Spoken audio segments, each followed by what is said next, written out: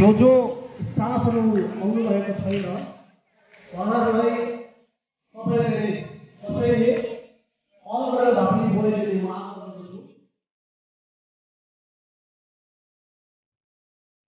र उहाँलाई फेरि पनि उहाँलाई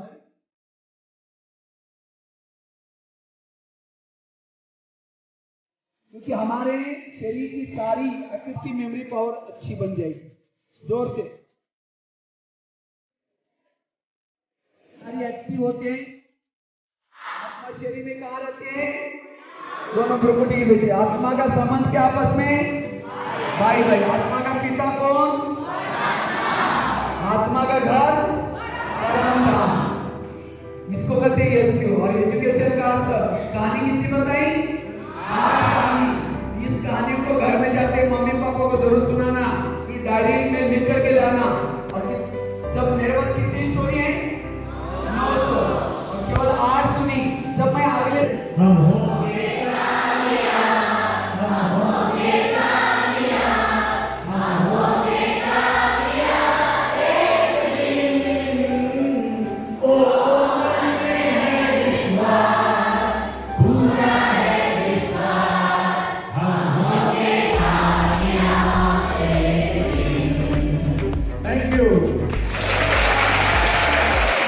बाद में सिखाना है। समाज में क्या प्रॉब्लम चल रहे, समाज में आज क्या जरूरी है, इन बातों को अगर मेरा बच्चा भविष्य में जाकर के किसी का मर्डर करता है, आधा पाप तो उस टीचर को भी पड़ता है। क्योंकि मैंने पेमेंट तो लिया लेकिन मैंने उस बच्चे के संस्कार नहीं सिखाए। इसलिए हमें उन बच्चों को, क्योंकि हमारे पास 1 साल रहता है, उसको सारी एक्टिविटी पता चलता है, वो कैसा हो सकता है, कैसे संस्कार है, तो इसलिए उनको भी हमें उसको सिखाना जरूर। और कोई अगर खराब है तो उसको छोड़ना नहीं, पीछे नहीं बिठाना, ध्यान नहीं दो, उसको और सामने बिठा करके और उसके ऊपर ज्यादा ध्यान देना है और उसको बड़ा खुशी खुशी से सिखाना है। उसके अंदर की जो ऊर्जा है उसको अंदर से निकालना है। तो ऐसे हमें संस्कार सिखाना, बाद में पढ़ाई में भी होशियार बनाना, ताकि ये बच्चा केवल यहाँ ही पास नहीं, समाज में भी कहीं भी जाकर के, और तब जाकर के जो दुआएं मिलती हैं, टीचरों को दुआएं बहुत मिलती हैं। लेकिन कब? जब हम दिल से पढ़ाते हैं। इसीलिए टीचर का पहला शब्द है टॉलरेंस, दूसरा शब्द है ई फॉर एनर्जेटिक, तीसरा शब्द है ये फॉर एटीट्यूड, जिसका व्यक्तित्व पर्सनालिटी पॉजिटिव हो, वो है टीचर। अब कई बार क्या होता है, घर के झगड़े हम स्कूल में लेके आते हैं, फिर वही टेंशन में पढ़ाएंगे, खुशी नहीं होगी, वो बच्चे को इतना कोई गलती का इतना मारेंगे क्योंकि घर में टेंशन से है। ये नहीं, घर का टेंशन घर में छोड़ना है और यहाँ का टेंशन भी घर में नहीं लेके जाना है। ऐसे हमें टीचर, क्योंकि टीचर मतलब दूसरों को रोशनी दिखाने वाले, अंधकार से प्रकाश की ओर। अगर मैं खुद ही अंधकार में हूँ, मैं ही वो बुराई में हूँ, मैं भी बंधन में हूँ, तो मैं कैसे छुड़ा सकता हूँ? इसलिए ऐसे टीचर बनना है। आगे का शब्द आता है सी फॉर कैरेक्टर, जिसका खुद का कैरेक्टर ऊंचा है। आगे का शब्द आता है एच फॉर ऑनेस्टी, टीचरों को ऑनेस्ट, कई को क्या लगता है ईमानदारी से नहीं पढ़ाएंगे, ईमानदारी से हमें पढ़ाना है।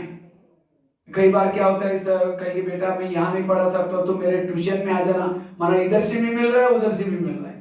ये नहीं, ईमानदारी से पढ़ाना, दिल से पढ़ाना। आगे का शब्द आता है आर फॉर राइटियस, सत्य प्रिय।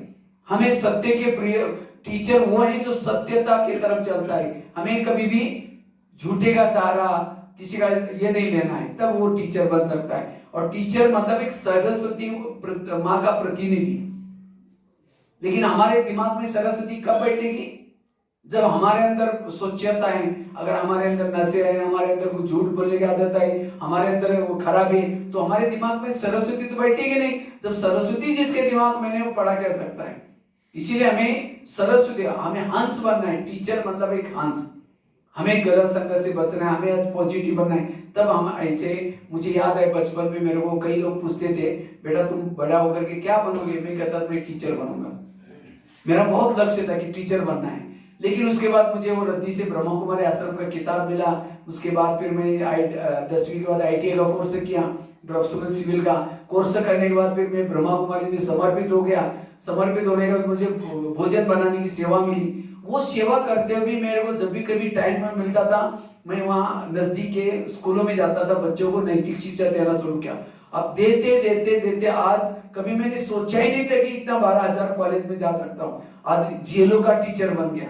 क्यों? मेरे अंदर आचरण में वो बातें, सहन शक्ति का आज प्रभाव क्यों पड़ता है।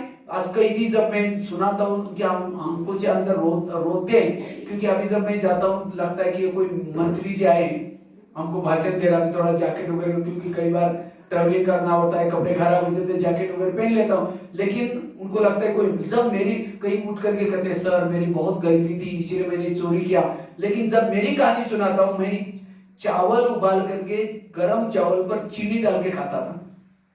चोरी कर सकता था। अगर मैं चोरी करता जब माउंट आबू का प्रसाद बनाने वाला न बनता, तब जब मेरी स्टोरी सुनते थे उनका आंखों में आंसू आते।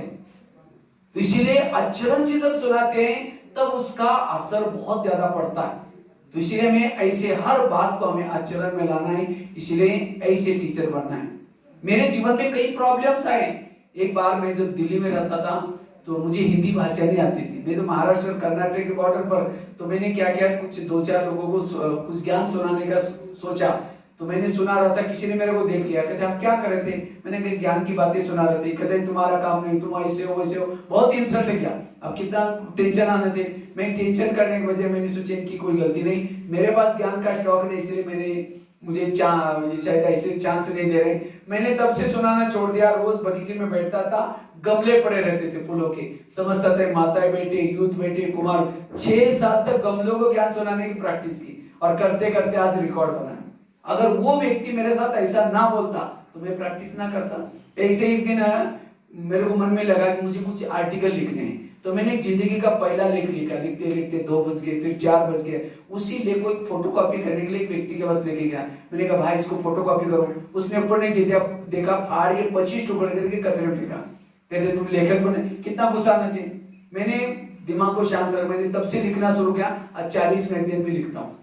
एक दिन मुझे लगा कि मुझे कुछ, किसी ने कहा आप इतने सारे कार्यक्रम करते, इसके फोटो इंटरनेट में डालो। मुझे तो वो इंटरनेट कंप्यूटर आता नहीं था, मैं पढ़ाई नहीं किया इतना ज्यादा, 5वीं से 10वीं तक किया, फिर आईटी का कोर्स मराठी में। तो मैंने कुछ फोटो एक भाई के पास लेके गया। मैंने कहा भाई इसको फोटो नेट में कहीं डाल देना।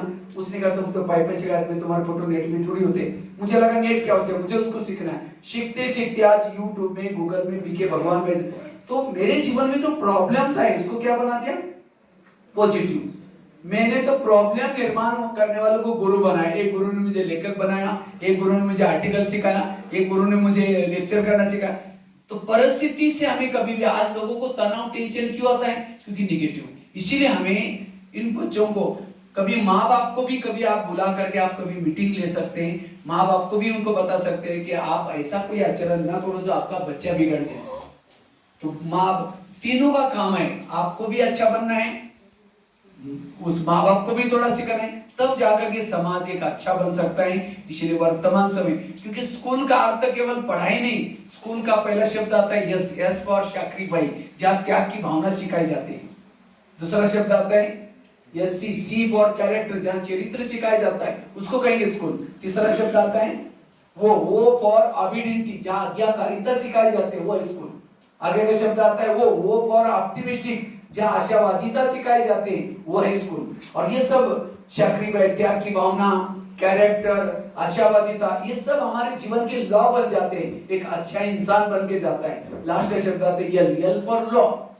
तो ये है स्कूल। स्कूल मतलब केवल ये सिखाना नहीं, लेकिन चरित्र, क्योंकि अब ये संसार बदल रहा है, दुनिया बदल रही है। तो इसलिए आज समाज में वैल्यूज की बहुत जरूरी है, और जिसके जीवन में जितने वैल्यू है वो व्यक्ति वैल्यूएबल बन सकता है। इसीलिए इस पढ़ाई के साथ साथ हमें चरित्रवान से बनना सिखाना, गुणवान, लेकिन वही बना सकता है जो खुद भी उसके अंदर।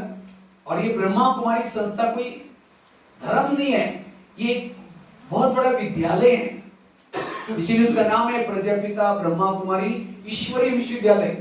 और ये 140 देशों में, आज दुनिया में विद्यालय बहुत है, कितनी सारे विद्यालय, कितने सारे स्कूल है, लेकिन फिर भी परमात्मा को ये विद्यालय खोलना क्यों पड़ा? क्योंकि उस विद्यालय में केवल पेट भरने की शिक्षा दी जाती है, लेकिन चरित्र नहीं दिया जा रहा है। और इसीलिए परमात्मा ने इस विद्यालय का स्थापना की। और आज इंजीनियर बनाने वालों ने इंजीनियर बनाया, वही भी इंजीनियर जाकर के क्या कर रहे हैं, किडनी चोरी कर रहे हैं, भ्रूण हत्या कर रहे हैं। देखा ना कोरोना काल में कितने लोगों ने क्या किया, डॉक्टर ने लोगों को लेकर के उसके अंदर से कितने सारे पार्ट बेच दिया, उसको अच्छा था तो भी मार करके उसको बांध करके रफा दफा किया, क्योंकि उस लोगों को डॉक्टर बनाया लेकिन सत्यता ईमानदारी ये नहीं सिखाया। इसीलिए आज एक अच्छे व्यापारी, सत्यवान नेताएं, सत्यवान डॉक्टर ऐसे सिखाने की जरूरत है। और इसका कहते हैं एक टीचर भटका, कोई एक स्टूडेंट भटका कोई बात नहीं, लेकिन एक टीचर भटक गया सारा समाज को भटका सकता है। इसलिए टीचरों के अंदर बहुत बड़ा वैल्यू चाहिए।